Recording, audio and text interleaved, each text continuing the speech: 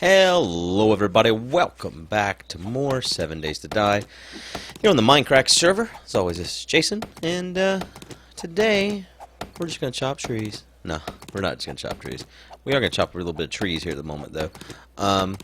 Today we're going to build a house. We're probably not going to get it all done. We're just getting started on it, and we can talk for a little while we work on it.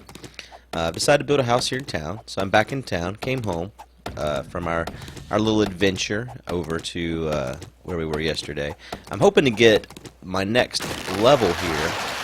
I haven't spent any of my skill points yet, so I have 28, and my goal is to get to 30 so I can buy Quality Joe to the two levels here, because I imagine it's still bugged. I got my 10 points in scavenging just from doing my own thing out looking around. So came back home here, and I've been just chopping trees. None of these trees here in the plains actually drop any kind of sapling or seed or whatever it is. So unfortunately, I'm not able to replant any trees. I'm gonna have to make a trip at some point out into the forest and bring home some trees we can plant. But for now, this'll have to do. I'll show you what we're working on here once I get this tree chopped down. This will be my last one. There. So I've decided that this will be my quote-unquote lot. I don't have a floor plan or anything like that. I haven't actually put any thought into what I'm building. I've just started building. So what we've got here is a 21 by 21 frame. I need to dig this dirt here to bring it down. And so this will be the good house right here, which I think 21 by 21 is a fair size. Reason why I chose an odd number so that the door can be centered, things like that. Go over here and look and see if the potatoes have grown. I don't know who planted this farm. We've got a farm now, as you can see over here, but I don't know who actually started said farm. It's probably Mr. Nabrai. I don't know why I pluralized his name, but I imagine Nebris has started this farm. But these potatoes have not grown yet. Just look at them. Grow potatoes. I should replant the goldenrod here. I wonder how long this is. Whoever did make this doesn't know to stand in the same orientation, so that's why other reason why I think it's Nebris that did this. 2, 3, 4, 5, 6, 7, 8, 9, 10, 11, 12, 13, 14, 15, 16. Is that right?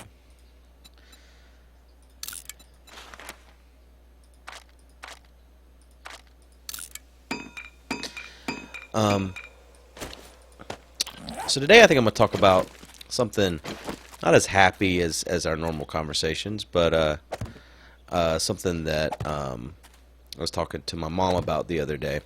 Actually, I have an interesting story, and I don't know if I want to tell it or not. So as you guys know, my dad died of cancer. This is not what me and mom were talking about, but it was a bit about my dad.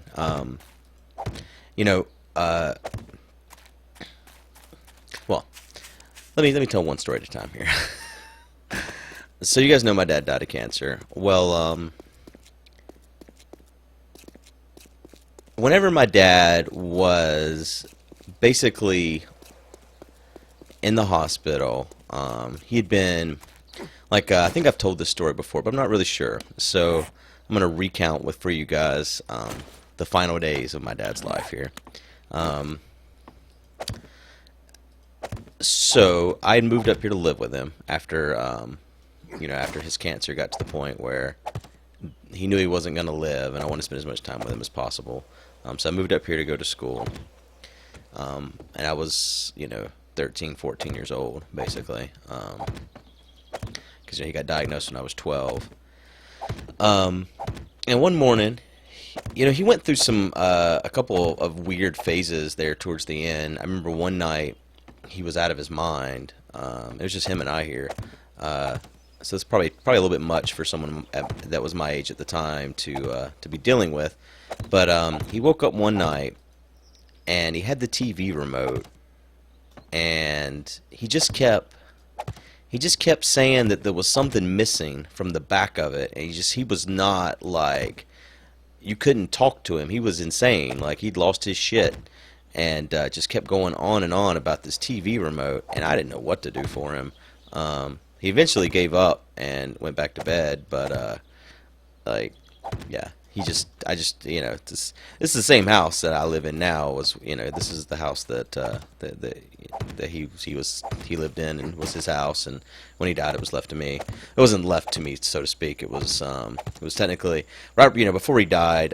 He quote unquote sold for like $5 or whatever the fuck it was, everything to my grandmother, so that it wouldn't all just go to this. There wouldn't be death taxes or any of that type of bullshit, basically. God,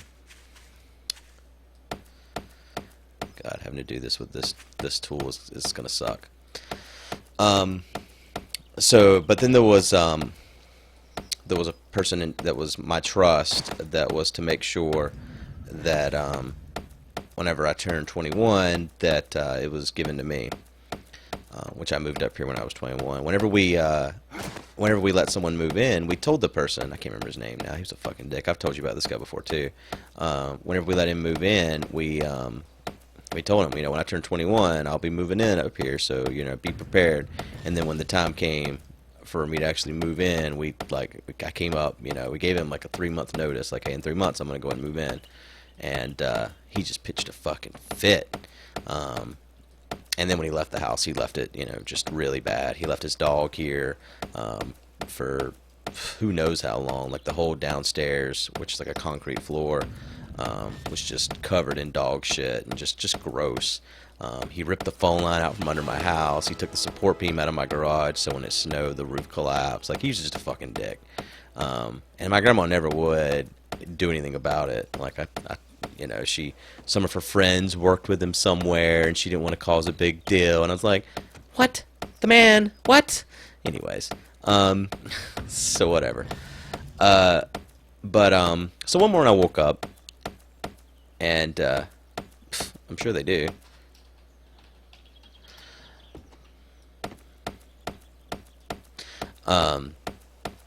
Woke up, and he said his chest was hurting really bad. And, he had lung cancer and bone cancer. Said his chest was hurting really bad. And we went to the emergency room. And they gave him a bunch of medicine, drugs, whatever, for the pain or whatever. I don't know. They basically induced a coma. They didn't say that's what they were doing. They basically comatized him. And then he didn't proceed not to wake up for months. In fact, he only woke up on the day, and to this day, I still don't, I was young, so I don't know if the doctors knew that, my mom would come to get me and take me back to Texas, and so they, lowered his drugs to the point where he woke up and he was communicating, or what. But he woke up, he didn't realize, he'd been basically out for that long. My mom was here now from Texas, and, she picked me up at the hospital, and, told him that I was going back home to Texas or whatever.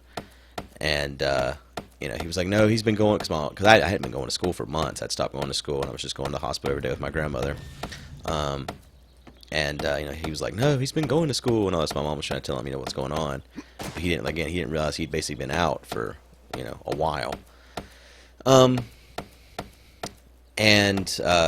doctors had said basically he's not going to live. He was on the floor of the hospital where people are just being made comfortable, basically. So knew he wasn't going to live.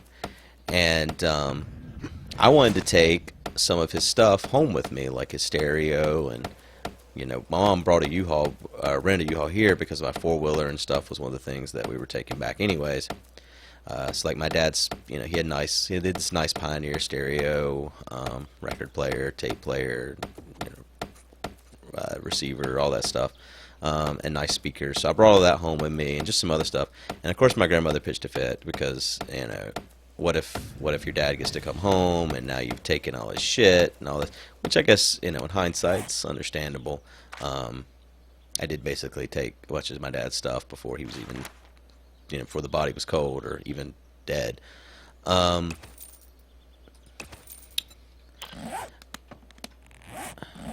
So anyways, we did that, and then that caused a big argument with my mom and my grandmother about all that, and as well as the aunts. Which one of the aunts is the person that was the trust that was to make sure that I received everything. Like my grandma always wanted to sell my dad's car, for instance, after he passed away, but I always wanted this car, so that was my first car when I turned 16, was his car, and she kept it up for me, and she would run it every other day and that sort of stuff. So, it still worked and had been driven and so on for all those years until, well, I guess it wasn't that many years, but 3 years basically until I was 16 and I was able to take the car.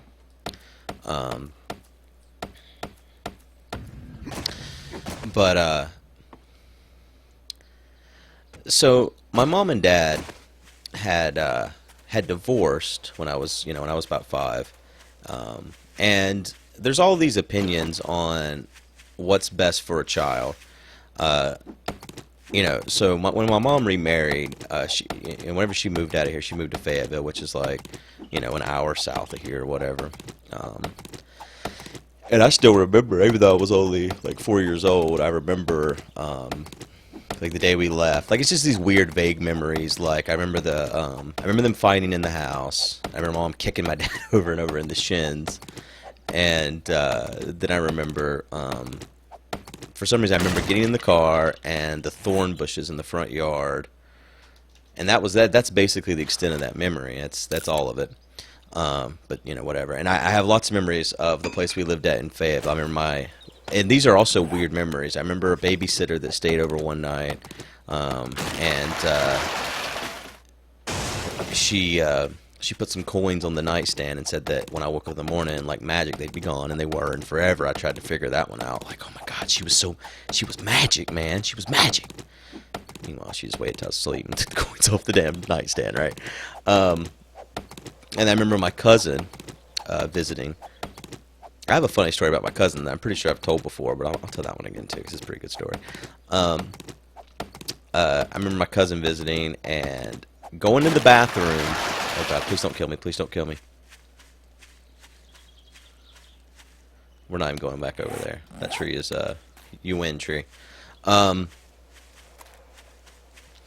She went into the bathroom with my Robin and Batman capes off of my Robin and Batman, and I think she flushed them, man. I still to this day do not know what happened to those capes. I remember going back and searching that bathroom over and over again, and I was just a little kid, 4 or 5 years old, but that shit still sticks with me, that those fucking capes, man, forever. Batman and Robin never had capes after that day. Little bitch. All these different vague memories or whatever. And then my mom met Kevin, which was her next husband, my little brother's father. And he was a decent guy. He was in the military there in Fayetteville. He was a decent guy at first, and you guys know that he overall he's a terrible human being. I've talked about that enough for everyone to know that. Let me adjust my chair here. I think. He'd had a daughter before, Kevin had, with another woman in Texas, and they had restraining orders and stuff where he couldn't even go around them. So that should have been a sign to my mom. But of course, when you only get one side of the story, my mom was always told by him what a terrible person she was for keeping his daughter away from him and that sort of thing. And, knowing him now, he's just a fucking dick.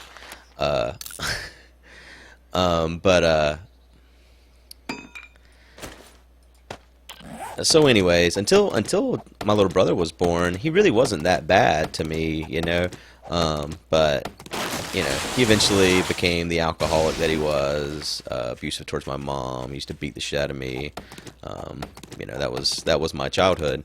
I really did not have a very good childhood. Talking to my mom and stuff about what it was like the other day, I don't think people realized. So there's two different schools of thought when it comes to parents and kids and this sort of thing. And I think it's always best for a kid to not be in an environment where the parents are arguing all the time or fighting, or especially if it's something where it's like physical or anything crazy like that. But even if the parents are constantly yelling at one another or arguing in front of the kid or anything like that, it's probably not an environment the kid should be in. I grew up with the alternative. So, well, I mean, I didn't actually get to grow up with the alternative because my mom, found another man that was, abusive and yelling and screaming and drunk and all that sort of stuff. So, I still ended up with that. Um, but the reason why my mom and dad divorced is, so my mom was 18 when she met my dad, and he was 28. He was the manager of some plant in Charlotte, and my dad thought he was sterile. I guess his previous wife was the one that was actually sterile, because they had tried to have kids and weren't able to, and came to the conclusion that he was sterile. So he was living a life as a sterile man when he wasn't the sterile one. So I was an accident, obviously. And after there was a kid, then it became like, we gotta be a family now, kind of thing. But I don't think that was really, it wasn't in the plans, basically, so to speak. So I don't know where I'm going with this. Oh, so eventually they got to the point where they were arguing and separated, and Mom went to Fayetteville. She met Kevin there. We ended up moving to Charlotte at some point because that's where my mom's parents live. And then we started doing the every other weekend thing. And I think that's as good as you can do, right? Like that's like the standard. Kid gets to see. I mean, I guess it's not the standard. I guess if both parents live within 10 minutes of each other or whatever, you can have the joint custody where the kids are 1 week here, 1 other week there, or whatever. But in my case, Mom had full custody, and I would visit my dad every other weekend. And that shit sucks as a kid. I don't know that it would be any better to be, constantly in a household where there's lots of arguing and fighting, because obviously that's not good to grow up with, even though I still ended up growing up with that. But I remember, and this is something I really never talked about. I was telling my mom this the other day. I remember every weekend, whenever we would drive up from Charlotte, and me and my mom and dad would meet halfway in between Charlotte and here, which is like it's about like a 4-hour, 3.5-hour drive or so. Every weekend we do the thing, and every other weekend. And the whole trip there, so I'm so excited to see my dad, obviously, right? Really can't wait to see him. That makes sense. But at the same time, the whole trip, I'm thinking about how I only get to spend 48 hours with him, and then not going to get to see him again for another 2 weeks, And so it's just this really difficult situation as a child where, you begin to associate that parent with sadness to some degree, because seeing them makes you happy, but yet sad at the same time, Happy to see you, but also sad because I know I'm only going to get to spend this very short period of time with you, and then I'm going to have to go home again. And this became even worse once, we were living in Texas, because then I wasn't getting to see him every other weekend. It was, I'll see you during the summer, which at least, I think that's actually better. I don't know. I want to spend as much time with him as possible, but I think only seeing him in the summer was better because at least it was 2 months, not quite, like six weeks basically. But he still had to work. He was a police officer, and he still had to work. So it wasn't like I came down and we just went to the beach for 6 weeks. He did the best he could. Where we always had at least one trip. Either it was the mountains or the beach. Every summer when I saw him, and did stuff like that. But it's only so much you can do. And it also becomes this thing where the parent that only gets to see you so often is doing stuff like buying more gifts and just trying to love their child any way they can, even though they're not there,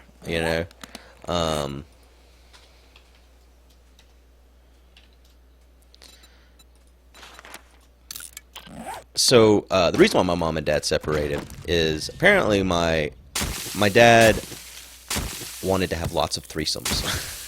So I knew some of this. Whenever I was, after he passed away, I took his Commodore here.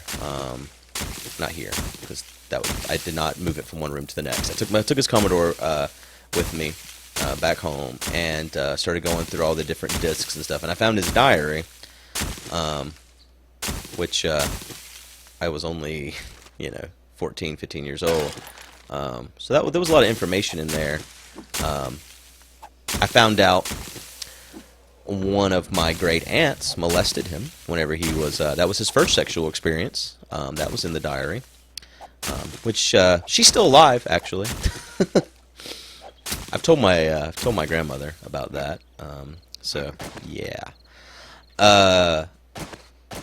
But yeah, he had a very detailed list of all his sexual exploits in his diary. So, I kind of knew some of it. But I guess it got bad to the point where at some point or another, he had cheated on my mom and brought on syphilis and infected her. And I guess that was pretty much the final straw. So, obviously they needed to be separated. Even though they didn't really... I mean, I don't remember them fighting much. And my dad was always a really calm guy. Like, you could have a conversation, and even if you had if you were disagreeing, it was still a conversation. It's kind of like me. I won't yell and scream at you. I'll definitely have a conversation. I will debate with you on anything, but I will not. I'm not gonna start yelling at you. I mean, and that might be because I had to grow up with Mr. Kevin and his fucking yelling all the goddamn time. But my mom's pretty good at yelling too, actually.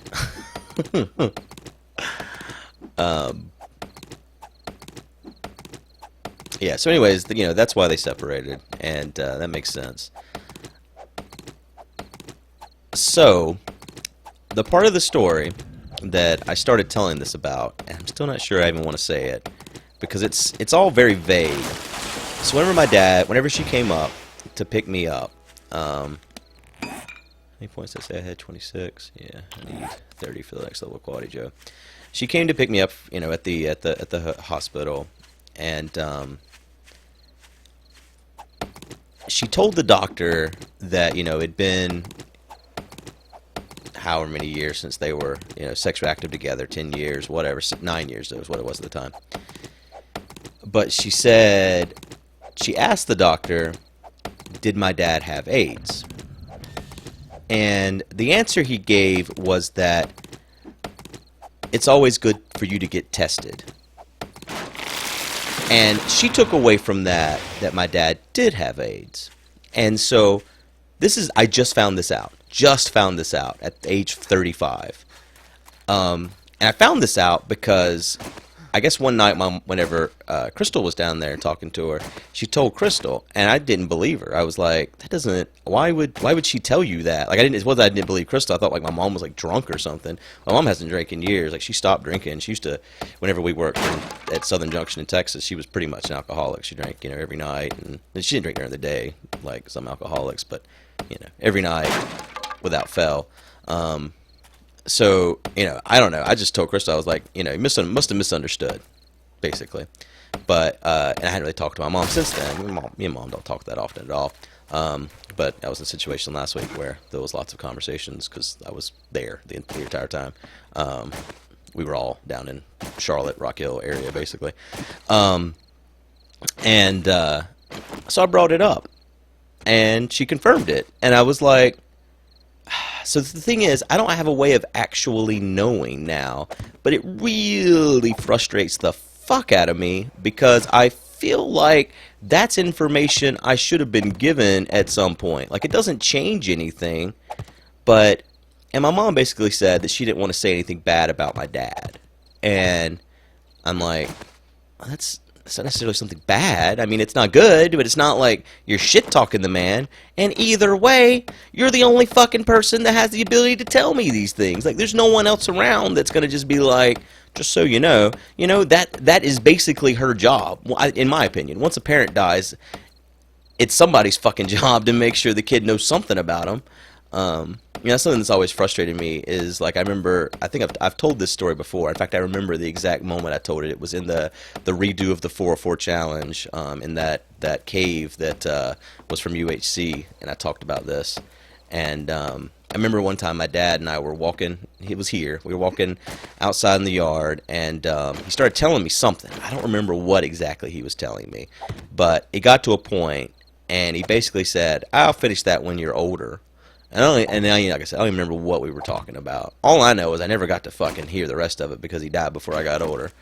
And so, I think it's a parent's job to, if another parent dies or whatever, to try to share as much information as you can, especially once they're an adult. Like, I could get it when I was that age. It's not really something you're going to tell me. But, now that I'm 35 fucking years old, they'll be hiding shit from me. Like, it's just not right, in my opinion. So, my dad possibly had AIDS. There you have it. And as far as I know, there's no way, I can't just like pull his medical records and find out. I do feel like things would have been different at the hospital if that was true. Like, I don't remember any precautions about the spread of something like that. And this was like 1996, where I think, people would be even more afraid. And so, I was often left alone in the room with him, and he was, out or whatever, but, I've never been tested. So, I don't know. I'm not actually sure, basically. But either way, I just got this information as a 35-year-old, and it pissed me off. A lot. A whole lot. Just the fact that information was withheld, nothing else pissed me off. So yeah. It's almost night-night. Not that there's anything around. Day two excitement. So yeah, there's that. I don't really know what to do with that information, but I've shared it with you now, and there's really nothing you can do with that information either. It's pretty personal information. And there you have it. I guess they did grow, and one got replanted, maybe, or maybe not. I don't know. I really want them to grow. Yeah. But yeah, when it comes to kids and those situations, I don't know what the right thing is for a kid.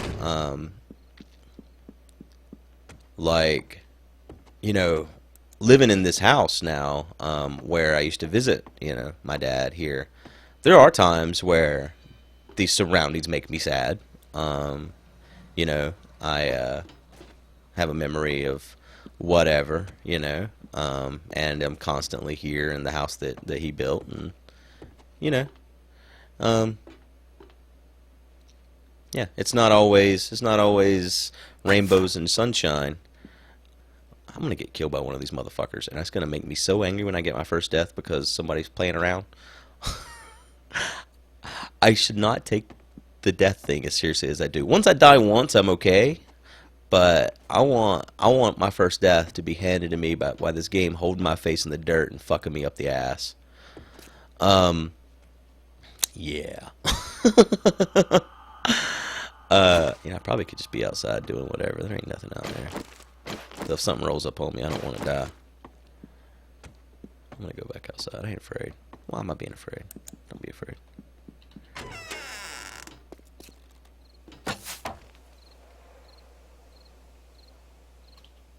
Who the fuck is this that's playing around?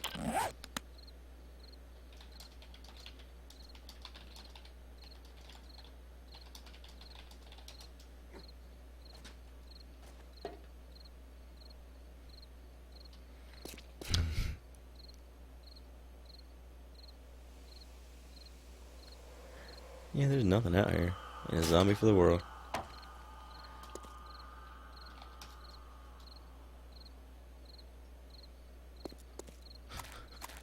You fucker. Stop. Don't kill me.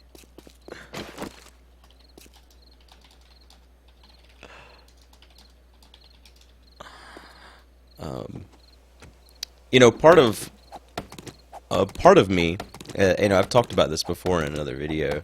My grandfather died when I was so young. I have no memory of him. But he died of cancer, and then my dad died of cancer, I guess. I know he definitely had cancer. The thing is, if he had AIDS as well, his white blood count was so low that whatever treatment he was getting was less likely to work. You know what I mean? So I don't know. But I've been living on this assumption of how my family members died and how I probably would die too. And so, like, medical history is not something you should keep away from your children, basically. So, yeah. I feel like I've been living my own life with misinformation to some degree, and it makes me really angry, like, just so angry. I don't know why I'm telling you guys all this. This is a very personal story, but I'm telling it to you anyways. But like my wife's brother, he has a kid, and he's too young to have a kid. He was still a drug addict and just all kinds of things, and so the kid lives with my wife's parents. They've basically adopted him. But he's kind of coming around now. He's gotten older. He's actually spending some time with his son and stuff. But just talking about what's best for a kid, I don't know the answer. I really don't. I guess I need to eat more. Because like I said, the whole custody thing where you're spending every other weekend together or something, it's just, I don't know that it's easy enough on a kid. If he kills me, I'm going to rage quit this game so fucking hard that you guys are not even going to know what it's, when I said I don't yell, I'm going to yell for like the first time in a long time. Yeah.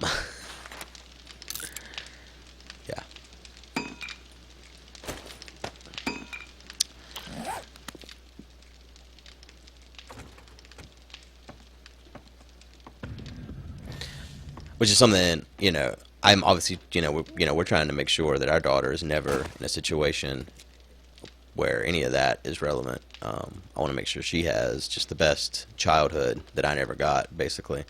So hopefully we're never in a situation where any of that is even a point of discussion, and hopefully I live longer than my dad did. I have recorded some videos for her in the event that I die at an early age. I know that's morbid as fuck, but it is what it is, man. I think people should be prepared for that sort of thing. Have your wills ready. I don't care how old you are. If you're old enough to have possessions, have a will for those possessions. If you have family that might not, especially, after this happened, I really literally recorded videos for her this last week after having this conversation with my mom, because I was just so angry, and I was like, I don't ever want her to be in a situation. I mean, luckily, as long as these YouTube videos exist, there's a lot of information in these that, that she can gather information about me. But, there's still things, I'm not going to say in these videos, obviously. I wonder if there's anything behind this.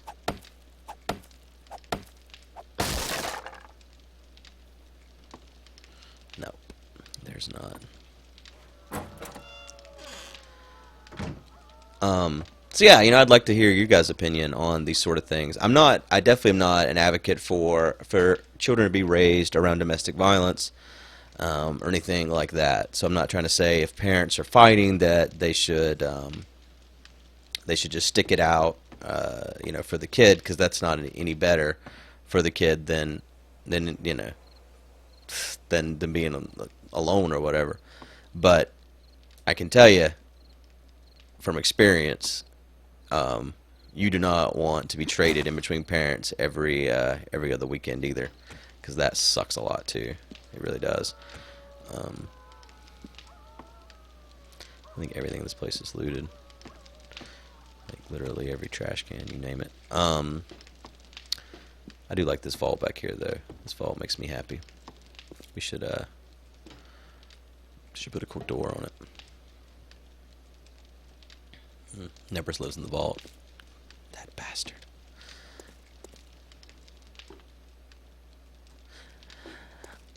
Well, you know what, guys? I'm going to end today's episode here. I hope you guys have enjoyed, like always. I made some armor, by the way. Looking at Nebris reminded me. I got some leather on my body now. And, how many skill points do I have? 26. So I'm almost close enough to get the 3rd level quality. Joe, we'll work on our house some more. Looks like somebody is filling the floor with wooden clubs. That's fun. I refuse. I refuse to grind that stuff. I just ain't gonna do it. You can't make me do it. The server reset tomorrow anyways. What's it matter? I need to. I want to make some meaty stew, but I don't. Yeah, I don't want to waste that until I can make meaty stew with it because I want as much wellness as I can get. But anyways, I hope this today's topic of conversation wasn't too much.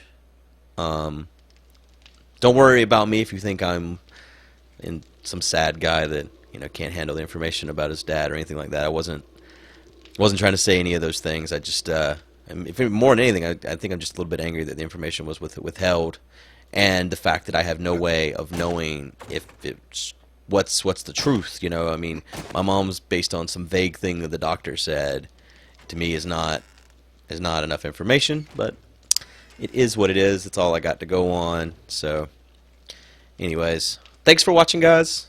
Leave a like, subscribe, or whatever the hell else people always say at the end of these things. And I'll see you guys next time. Bye, everybody.